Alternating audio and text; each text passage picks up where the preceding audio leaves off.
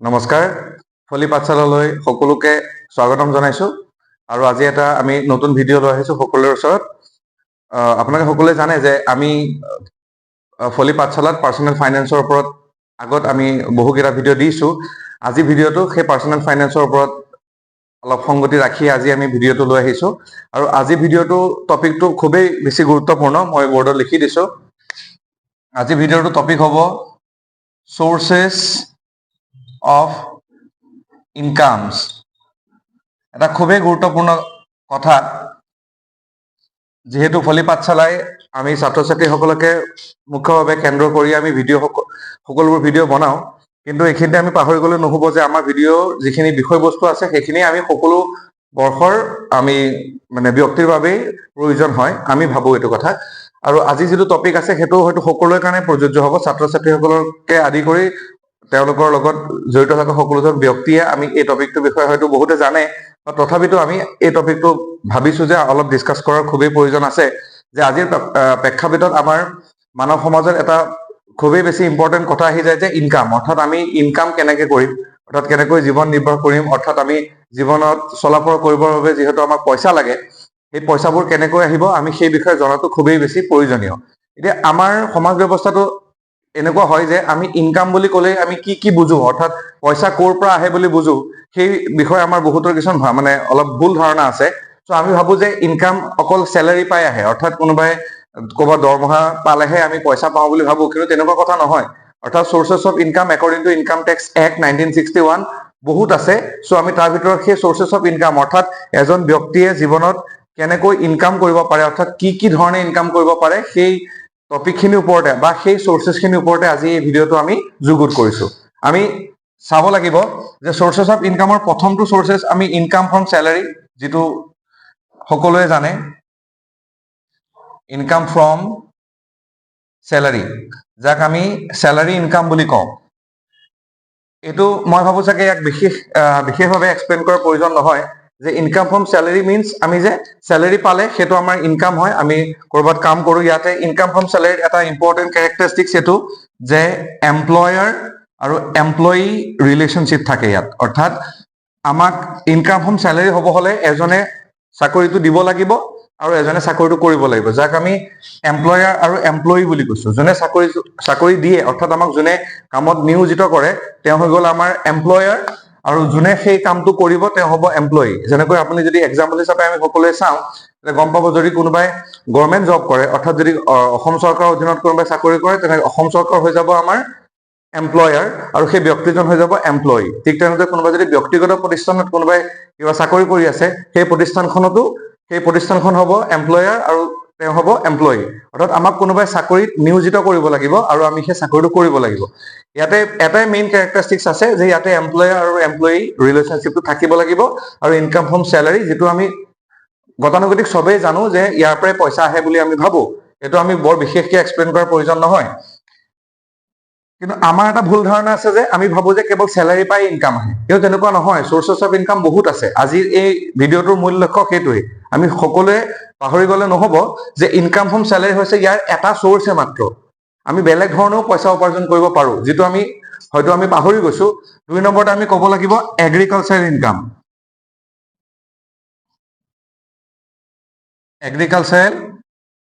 Income অৰ্থাৎ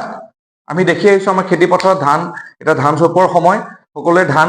আমাৰ খেতিয়কসকলে বা ফাৰ্মাৰসকলে তেওঁলোকে ধান কৰে বিভিন্ন শস্যৰ খেতি কৰে সেই খেতিৰ পৰা আমি ইনকাম কৰিব পাৰো কিন্তু আমি নৰমালি কি ভাবো যে ধানখিনি হ'ল আমি চপাই আনি পেলাই ধান কেৱল ভঁৰালত থৈ খাওঁ তেনেকুৱা নহয় যে সময় বজাৰত নি বেচে তাৰ পৰা পইচা পায় নে নাপায় ঠিক তেনেদৰে এগ্ৰিকালচাৰ ইনকামৰ আণ্ডাৰত এবাৰ ভাবাচোন কিমান ইনকাম হ'ব পাৰে অৰ্থাৎ আমি এগ্ৰিকালচাৰ সেক্টৰটোত যিমানেই ইনকাম কৰো ইয়াৰ এটা সবতকৈ ডাঙৰ ফিচাৰ বুলি ক'ব লাগিব ভাৰতবৰ্ষৰ কাৰণে যে এগ্ৰিকালচাৰেল ইনকামবোৰ টেক্স ফ্ৰী হয় অৰ্থাৎ এগ্ৰিকালচাৰেল ইনকামৰ ভিতৰত কিছুমান টাৰ্মছ এণ্ড কণ্ডিশ্যনছ ইয়াত আছে বাট মেক্সিমাম এগ্ৰিকালচাৰেল ইনকাম অৰ্থাৎ আমি যিবোৰ শস্যৰ খেতি কৰো বা যিবোৰ উৎপাদন কৰো সেই উৎপাদনৰ বাবে আমি যিখিনি বিকি পেলাই আমি যিটো পইচা পাওঁ সেই পইচাটোৰ ওপৰত আমি কেতিয়াও বা সেই ইনকামটোৰ ওপৰত আমি কেতিয়াও টেক্স দিব নালাগে সেইকাৰণে agricultural income is also a source of income অৰ্থাৎ আমি খেতি কৰিও জীৱন নিৰ্বাহ কৰিব পাৰো সেই খেতিৰ ভিতৰত বিভিন্ন খেতি আহিব পাৰে সেইটো তোমালোকে সকলোৱে অনুমান কৰিব পাৰিছাই সেই কাৰণে আমি এগ্ৰিকালচাৰ ইনকামটো এটা সোৰ্সেছ অফ ইনকামৰ ভিতৰত ধৰিছে আমি তাক ইগনোৰ কৰিব নোৱাৰো ঠিক আছে সো এখানে ইনকাম ফ্ৰম সোৰ্সেস অফ ইনকামৰ প্ৰথমটো যেনেকৈ আমি ইনকাম ফ্ৰম স্যালাৰি হৈ যায় অৰ্থাৎ স্যালাৰি পৰা যেনেকৈ আমি পইচা ইনকাম কৰিব পাৰো ঠিক তেনেদৰে এগ্ৰিকালচাৰ সেক্টৰৰ পৰা আমি ইনকাম কৰিব পাৰো স্যালাৰিটো ট্যাক্স দিব লাগে কিন্তু এগ্ৰিকালচাৰ ইনকামটোত আমি কেতিয়াও ট্যাক্স দিব নালাগে কোনোবা খেতিয়কে তুমি ট্যাক্স দিয়া দেখিছা জানো নিদিয়ে তাতে কিছুমান কন্ডিশন আছে সেইটো আমি পিছত বিতংভাৱে কম তোমালোকে লাগিলে মোক জনাবা কমেন্ট বক্সত যে ইয়াতে এগ্ৰিকালচাৰ ইনকামটোত আমি এটা ইনকাম সোৰ্স হিচাপে ধৰিব পাৰো যেটো সম্পূৰ্ণ ট্যাক্স ফ্ৰী হয় তাৰপিছত আমি ক'ব লাগিব পিজিবিপি যাক কোৱা হৈছে profits and gains from business and profession ঠিক আছে এটো অকমান এক্সপ্লেইন কৰাৰ প্ৰয়োজন আছে যাক আমি ইন শৰ্ট কওঁ পিজিবিপি ওকে সো আমি যে সোৰ্সেস অফ ইনকাম পঢ়ি আছো তাৰ ভিতৰত এটা মুখ্য সোৰ্স হৈ গল যে profits and gains from business and profession অৰ্থাৎ কোনোবা এজন ব্যক্তিয়ে বিজনেছ কৰিও ইনকাম কৰিব পাৰে গম পাইছা সেইকাৰণে সোৰ্সেস অফ ইনকামত বিজনেছটো আহিব হয়তো কোনোবাই স্যালাৰি নকৰে অৰ্থাৎ কোনোবাই চাকৰি যদি নকৰে কোনোবাই যদি খেতিও নকৰে এগ্ৰিকালচাৰ ইনকাম সেক্টৰটো যদি নাযায় তেনলে কোনোবাই বিজনেছ কৰিও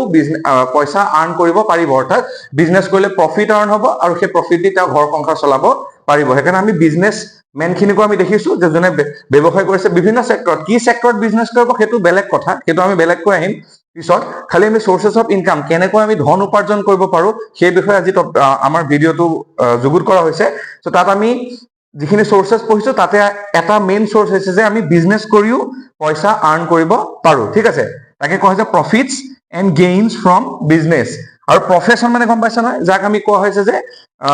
প্ৰফেশনেল ব্যক্তি অৰ্থাৎ কোনো এটা নিৰ্দিষ্ট ক্ষেত্ৰত তেওঁ পাৰ্গত অৰ্থাৎ আমি প্ৰফেশন অৰ্থাৎ ইয়াত যদি আমি এক্সাম্পল হিচাপে দিওঁ যেনে সিংগাৰ কোনোবা এজন গায়কে গান গাব পাৰে তেওঁ সেইটো প্ৰফেশন তেওঁ দক্ষতা সেই পাৰ্টিকুলাৰ সেক্টৰটোত আছে কোনোবা আৰ্টিষ্ট এজনে আৰ্ট কৰিব পাৰে ঠিক আছে কোনোবা সিংগাৰজনে যেনেকৈ ক'লো গান গাব পাৰে কোনোবা প্লেয়াৰজনে খেলিব পাৰে ঠিক আছে ঠিক তেনেদৰে কোনোবা এজন উকিল আছে তেওঁ এডভোকেটিং কৰে ঠিক আছে কোনোবা টিচাৰ আছে তেওঁ টিচিং কৰে ঠিক আছে সো এয়া হৈ গ'ল প্ৰফেশন মানে অৰ্থাৎ তেওঁ প্ৰফেশনেল ব্যক্তি সেই পাৰ্টিকুলাৰ সেক্টৰটোত তেওঁ পাৰ্গত অৰ্থাৎ তেওঁ দক্ষ সেই তেনেকুৱা প্ৰফেশনেলছ বোৰেও পইচা উপাৰ্জন কৰিব পাৰে যেনেকৈ আমি ক'ব পাৰো ডক্টৰ হ'ব পাৰে ইঞ্জিনিয়াৰ হ'ব পাৰে তেওঁলোকে সেই সাৰ্ভিসটো অৰ্থাৎ সেৱাটো প্ৰদান কৰি তেওঁলোকে পইচা উপাৰ্জন কৰিব পাৰে সেইকাৰণে কোৱা হৈছে যে profits and gains from business and professions অৰ্থাৎ কোনোবাই স্যালাৰি যদি নাপায় অৰ্থাৎ কোনোবাই যদি চাকৰি নাপায় আমাৰ কি হয় আজিৰ সমাজ ব্যৱস্থাত চাকৰি নাপালে জীৱনটো ধ্বংস হৈ যায় বুলি ভাবে সেইটো হৈছে আমাৰ মেইন কথা যে চোৱা চাকৰিৰ ওপৰত ডিপেন্ড কৰি থাকিলে সববোৰ বস্তু নহব যে স্যালাৰি পাবা জীৱন চলিব ভাল কথা যদি স্যালাৰি পাইছাটো ইটস গুড আৰু যদি কিবা কাৰণত তুমি এমপ্লয়াৰ এমপ্লয়ী ৰিলেশনশ্বিপত অৰ্থাৎ তুমি চাকৰি এটা পাবলৈ যদি কিবা কাৰণত নাপালা বা যদি নোপোৱা সো গভৰ্ণমেণ্টে যেটো কৈ আছে যে আত্মনিৰ্ভৰশীল হ'ব লাগে সো আমি আত্মনিৰ্ভৰশীল কেনেকৈ হ'ব লাগে সেই বিষয়ে আমি ভিডিও লৈ আহিম ফলি পাছলা তোমালোকে পাবা সো ঠিক তেনেদৰে আত্মনিৰ্ভৰশীলনো কি হয় সো আমি জানিবতো লাগিব ন যে আত্মনিৰ্ভৰশীল আমি কেনেকৈ হ'ব পাৰো সো তাতো সেই সোৰ্সেস অফ ইনকামখিনি আমি জানিব লাগিব ন অৰ্থাৎ আমি যদি পইচা উপাৰ্জন কৰা বেলেগ পথ আমি যেতিয়ালৈকে নাজানিম তেতিয়ালৈকে আমি সদায় স্যালাৰিৰ ওপৰতে ডিপেন্ডেন্ট হৈ থাকিব লাগিব ন সেইকাৰণে বোলে আমি এটাই জানিম যে আমি ভাবো যে কেৱল স্যালাৰি পাহে মানুহে পইচা পায় তেনেকুৱা কথা নহয় স্যালাৰি এটা উপায়হে আছে তাৰ আৰু বহুত উপায় আছে যেনে আমি যেটো ক'লো এগ্ৰিকালচাৰ ইনকাম হৈ গ'ল ঠিক তেনেদৰে প্ৰফিটস এণ্ড গেইনস ফ্ৰম বিজনেছ অৰ্থাৎ তুমি কিবা এটা বিজনেছ কৰিব পাৰা বা প্ৰফেশনস তুমি যদি কিবা এটা দিশত তুমি পাৰ্গত অৰ্থাৎ তুমি যদি ভালকে কৰবাত কথাও ক'ব পাৰা নহয় সিও তোমাক উপাৰ্জন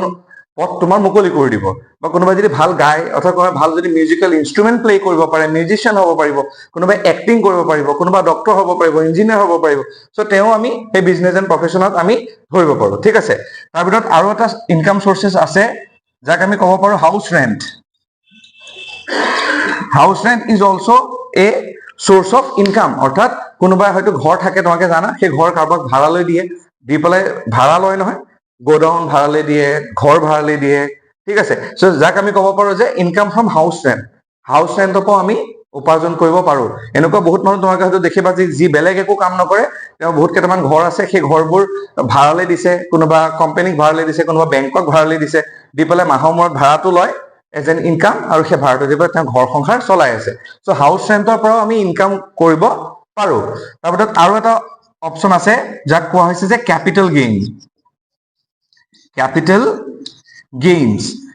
ক্যাপিটেল গেইনছটো কি হয় অকন ভালকে চাবা যে ধৰি লোৱা তুমি কেতিয়াবা এনেকুৱা কৰিব পাৰো আমি যে কেপিটেল এছেটছ ট্ৰান্সফাৰ কৰি বা কিনা বা বেচা কৰিও আমি গেইন কৰিব পাৰো বা পইচা উপাৰ্জন কৰিব পাৰো। যদি মই এক্সাম্পল দিওঁ, ধৰি লোৱা তুমি এডোখৰ মাটি এডোখৰ তুমি আজিৰ পৰা 5 বছৰ আগতে 10 লাখ টকা দি কিনিছিলা আৰু আজি সেই মাটিডোখৰ তুমি 30 লাখ টকাত বেচিছা, ঠিক আছে। অৰ্থাৎ তুমি একডোখৰ মাটি যিকোনো জেগাত কিনিছা, তুমি 10 লাখ টকা দি কিনিছিলা আজিৰ পৰা ধৰি লোৱা 2 বছৰ মানৰ আগত, আৰু এতিয়া সেই মাটিখিনি তুমি বেছি দিছা ধৰি লোৱা 30 লাখ টকাত। দেখাতটো 20 লাখ টকা প্ৰফিট হৈ আছে, বাট ইয়াত টাইম ইনফ্লেশ্যন মানি কথা আছে, অৰ্থাৎ কষ্ট ইনফ্লেশ্যন ইণ্ডেক্সৰ কথা আছে। ডাইৰেক্ট 20 লাখ টকা প্ৰফিট নহয়, সেইটো মই পিছত তোমালোকক বুজাই দিম বাৰু। বাট এনে অভাৰঅল ধৰি লোৱা এই যে মাটিডোখৰ কিনি পেলাই যে আকৌ বেছি আছে, সেইটো কয় কেপিটেল গেইন, মানে অৰ্থাৎ কেপিটেল এছেটছৰ ট্ৰান্সফাৰ কৰিও আমি পইচা ইনকাম কৰিব পাৰো। যেনেকুৱা বহুত মানুহ আছে যি দেখিবা প্ৰপাৰ্টি ডিলিংছ কৰে, অৰ্থাৎ বস্তু অলপ কিনিব, মাটি আকৌ বেচিব, যাক আমি বেচিকেলি কওঁ, তাৰ অৰ্থাৎ ইনকাম চ'ৰ্চটোৱে সেইটো। চ' সেইটো এটা আমাৰ উপায় হয় যে আমি কেপিটেল গেইনৰ থ্ৰু দিও পইচা আৰ্ণ কৰিব পাৰো, ঠিক আছে। চ' কেপিটেল গেইন বুজি পালা। ইয়াক আমি শ্বৰ্ট টাৰ্ম আৰু লং টাৰ্ম কথা আছে, অৰ্থাৎ তুমি যদি মাটিডোখৰ 3 বছৰৰ ভিতৰতে কিনা বেচা কৰি আছা, সেইটো শ্বৰ্ট টাৰ্ম হ'ব। আৰু যদি তুমি 3 বছৰতকে বেছি, অৰ্থাৎ 4 বছৰ, 5 বছৰ, 6 বছৰ পাছত কিনা বেচা কৰি আছে, সেইটো লং টাৰ্ম হ'ব। আৰু সেইমতে টেক্সটো বেলেগ বেলেগ হ'ব। এইটো আমি কেপিটেল গেইন যেতিয়া আমি এক্সপ্লেইন কৰিব লগা হ'ব পিছলৈ, তেতিয়া আমি ভালকে বুজাই ক'ম। কিন্তু এতিয়া চৰ্চেছ অফ ইনকাম যিহেতু পঢ়ি আছো, আমি ইমানখিনি জানিলে হ'ব যে কেপিটেল এছেটছ যিবোৰ ফিক্সড এছেটছ বুলি কওঁ আমি, যেনে ঘৰ, মাটি, ঠিক আছে। চ' সেইবোৰ আমি বেচা কিনা কৰিও আমি পইচা উপাৰ্জন কৰিব পাৰো। আৰু এটা তোমালোকে ইয়াত চাব পাৰা যে ইনকাম ফ্ৰম ইনভেষ্টমেণ্ট, অ'কে। চ' আমি বিনিয়োগ কৰিও পইচা ইনকাম কৰিব পাৰো, ঠিক আছে, যাক আমি কেপিটেল গেইনটোৰ নিচিনা প্ৰায় একেই, বাট ইনভেষ্টমেণ্টটো অকণমান বেলেগ হৈ যায়। যেনে তোমালোকে চাব পাৰা যে কোম্পানী কোনোবাই শ্বেয়াৰ কিনে, শ্বেয়াৰ কম দামত শ্বেয়াৰ কিনি বেছি দামত বেছি আছে, সেইটো এটা ইনকাম চ'ৰ্চ হয়। বা কোনোবাই সোণ ৰূপ কিনি আছে, কিনি পেলাই ধৰি লোৱা যেতিয়া দাম বাঢ়িছে তেতিয়া তাক আকৌ বেছি আছে। চ' ইনভেষ্টমেণ্ট এটা ইম্পৰ্টেণ্ট কথা। চ' ইনভেষ্টমেণ্টৰ ওপৰত মই পিছত ডিটেইলত ভিডিঅ' বনাম বাৰু, সকলোৰে সুবিধা হোৱাকৈ। বাট ইনকাম ফ্ৰম ইনভেষ্টমেণ্ট হ'ব পাৰে, অৰ্থাৎ তুমি পইচা আছে, পইচা দি পেলাই তুমি ক'ৰবাত ইনভেষ্ট কৰিছা, অৰ্থাৎ বিনিয়োগ কৰিছা। যেতিয়া সেই পাৰ্টিকুলাৰ বস্তুটোৰ দাম বজাৰত বাঢ়ি গৈছে, তেতিয়াও আমি তাৰ পৰা ইনকাম কৰিব পাৰো। এতিয়া ধৰি লোৱা ধানৰ ছিজন, চ' এতিয়া ধানৰ দাম চাগে কমি থাকিব বজাৰত। যদি কোনোবা এজন ব্যক্তিয়ে অলপ পইচা লৈ পেলাই যদি ধান অলপ কিনি আনে, কিনি পেলাই যদি ক'ৰবাত জমা কৰি থৈ দিয়ে বা মজুত কৰি থৈ দিয়ে, চ' যেতিয়া বজাৰত ধানৰ অলপ স্কেৰচিটি হ'ব, যেতিয়া অলপ ধানৰ দাম কমি যাব, মানে ধৰি লোৱা ধান চাপ্লাইটো কমি যাব, তেতিয়াতো দাম বাঢ়িবই। চ' তেতিয়া যদি আজিৰ ডেটত যদি 600 টকা মোনত কোনোবাই কিনি আছে, তেনে আজিৰ পৰা 4 মাহ পাছত যদি সেইটো 800 টকা মোন হৈ যায়, তেনেহ'লে তেওঁ 200 টকা পাৰ মোন হিচাপত গ্ৰছ প্ৰফিটত তেওঁ বেচিব পাৰিব। সেইটো আমি ইনকাম ফ্ৰম ইনভেষ্টমেণ্ট বুলিয়ে ক'ব পাৰো, ঠিক আছে। চ' তেনেকৈও আমি পইচা উপাৰ্জন কৰিব পাৰো। আৰু ধৰি লোৱা লাষ্ট আমি এটা ক'ব পাৰো যে যিবোৰ আদাৰ ইনকামত আহিব, মই ইয়াতে অলপ ওপৰ ফালে লিখি দিছো যে আদাৰ ইনকাম কেটেগৰীবোৰ কোনবোৰ আহে। আদাৰ ইনকামত ধৰি লোৱা তোমাকে চাব পাৰা যে কোনোবাই লটাৰী জিকে, ঠিক আছে। এতিয়া যেনেকে নলবাৰীৰ ৰাসত কোনোবাই লটাৰী জিকিছে, তাৰ পৰাও ইনকাম হ'ব পাৰে, ঠিক আছে। চ' লটাৰী জিকিলেও তুমি এটা ইনকামৰ চ'ৰ্চ হিচাপে ধৰিব পাৰা, লটাৰী জিকিব পাৰে। বা কোনোবা গভৰ্ণমেণ্টৰ স্কিম কিছুমান দিয়ে, এতিয়া যেনেকে অৰুণোদয় দিছে, আইজনী মাজনী আঁচনি যিবোৰ আছে, তাতে গভৰ্ণমেণ্টে পইচা দিয়ে, সেইটো আমাৰ এটা ইনকাম চ'ৰ্চ হ'ব পাৰে। চ' তেনেকুৱা বহুতবোৰ আদাৰ কিছুমান মানে পইণ্টছ আছে। চ' আমি বেচিকেলি এই 7টা পইণ্ট পালো, দেখিছানে। ত' আমি হয়তো মেক্সিমামে ভাবি থাকো বা আমি ক'ব পাৰো যে চবেই ভাবো যে পইচা উপাৰ্জন কৰাৰ কাৰণে কি কৰিব লাগিব, চাকৰিয়ে কৰিব লাগিব, ঠিক আছে। চ' এই মিথ্যাটো, অৰ্থাৎ এই আমাৰ যিটো চাইকলজি আছে, সেই চাইকলজিটো চেঞ্জ কৰিব লাগিব, তেতিয়াহে মানুহ স্বনিৰ্ভৰশীল হ'ব পাৰিব। তেতিয়াহে আমি পঢ়ি পেলাই মজাটো পাম ন। আমি যদি কেৱল চাকৰি পাবৰ কাৰণে পঢ়ো, সময়ত যদি চাকৰিটো নাপালেতো আমাৰ গোটেই মাইণ্ডছেটটোৱে ডিটৰিয়েশ্যন হৈ যায়, অৰ্থাৎ আমি পুৰা ডিমটিভেট ফিল কৰো, জীৱনত একো যেন আমাৰ একোৱে নহ'ব, তেনেকুৱা কথা নহয়। অৰ্থাৎ আমাৰ ফলি পাঠশালাৰ মেইন উদ্দেশ্য এইটো যে যাতে ছাত্ৰ ছাত্ৰীসকল ভাগি নপৰক, অৰ্থাৎ চাকৰি কেন্দ্ৰিক পঢ়া শুনা কৰিলে নহ'ব, যিটো আমি প্ৰথম অৱস্থাৰ পৰাই কৈ আহিছো যে পঢ়া শুনাটো কেৱল কিতাপৰ মাজতে সীমাবদ্ধ হৈ থাকি চাকৰি এটা কেন্দ্ৰিকভাৱে যদি আমি সদায় আগবাঢ়ি যাওঁ, তেতিয়াহ'লে জীৱনত আমি সফল হ'ব নোৱাৰিম। জীৱনত সফল হ'বৰ বাবে আমাৰ মাইণ্ডছেটটো অলপ ৱাইড হ'ব লাগিব, মানে আমি ব্ৰড চিন্তাধাৰা কৰিব পাৰিব লাগিব। যদি আমি বহল দৃষ্টিভংগীৰে পৃথিৱীখন নাচাওঁ, তেতিয়াহ'লে আমি জীৱনত আগুৱাই যাব কেতিয়াও নোৱাৰিম। চ' বহল দৃষ্টিভংগীৰে চাব হ'লেতো আমি জানিব লাগিব ন যে আমি ইনকামনো কেনেকে কৰিব পাৰিম। আমি যদি নাজানোৱে যে পইচা ক'ৰ পৰা আহে, হয়তো ইয়াৰ বাদেও যদি কাৰোবাৰ মাইণ্ডত যদি বেলেগ কিবা এটা আইডিয়া আহিছে, তোমালোকে শ্বেয়াৰ কৰিব পাৰিবা। চ' এইখিনি হৈছে basically according to income tax act, অৰ্থাৎ ইনকাম টেক্সৰ মতেই কৈ আছে যে এই বিভিন্ন ধৰণে 7টা ধৰণত মানুহে ইনকামেই কৰিব পাৰে। ত' তুমি চাকৰি নাপালা নাই আৰু, বাকী আছে নহয় 6টা, যিকোনো এটা ধৰি লোৱা তুমি। অৰ্থাৎ তুমি কোন দিশত পাৰ্গত, যদি তোমাৰ কোনটো তোমাৰ বাবে সুবিধাজনক তুমিতো গম পায়ে যাবা আমি কেৱল এটাৰ ওপৰত ভিত্তি কৰি থকাৰ কাৰণেতো আজি ডেটত 75% বা মোৰ দেন 75% এডুকেটেড মানুহ আনএমপ্লয় হৈ আছে অৰ্থাৎ কাম কৰিবলৈ লাজ কৰে চাকৰি নাপালে জীৱনটো শেষ বুলি ভাবে তো তেনেকুৱা নহয় আমাৰ আজিৰ এই উদ্দেশ্যটো হৈ গ'ল যে ভিডিঅ'টোৰ যে আমি সোৰ্সেছ অফ ইনকাম কেইটা দেখুৱাই দিছো অৰ্থাৎ এইখিনি সোৰ্সেছ অফ ইনকাম আছে তোমালোকেও ইয়াৰ ওপৰত ডিটেইলত অধ্যয়ন কৰি চোৱা হয় নে নহয় মই ঠিকই কৈ আছো নে নাই সো এই সোৰ্স অফ ইনকামৰ ভিতৰত আমি কোনটো ভালকে কৰিব পাৰিম কেনেকৈ আগুৱাই নিব পাৰিম সেইটো আমি নিজে চাব লাগিব ঠিক আছে সো আৰু বেছি